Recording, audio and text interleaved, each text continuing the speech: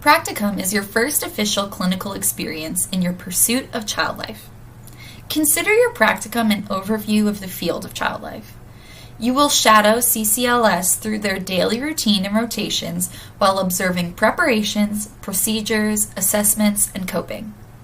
This is a great way for you to test your knowledge that you've learned so far and combine your education with actual clinical work.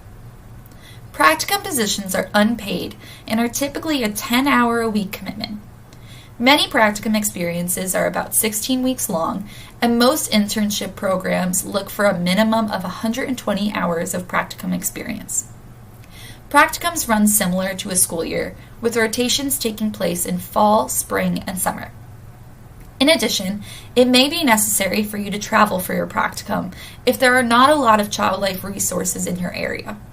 This field does require a certain amount of flexibility.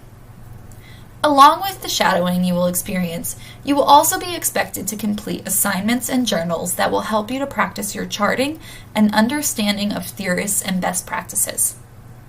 Most practicums take place within a hospital setting, and your supervisor is an established child life specialist who has acquired over 4,000 hours of experience. It is important to note that although technically practicum is your first real clinical experience, the field is competitive, and many practicum sites will expect you to have achieved a certain amount of volunteer hours and completed a specific amount of courses. Each practicum site tends to be different in their requirements, as the ACLP does not govern practicum programs. The individual hospitals do. This also means that each hospital has their own application deadline and interview process, so make sure you are thorough when reviewing each hospital's practicum pages.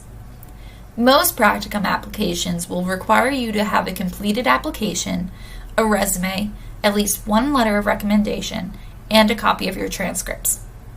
Applications may include essay questions as well.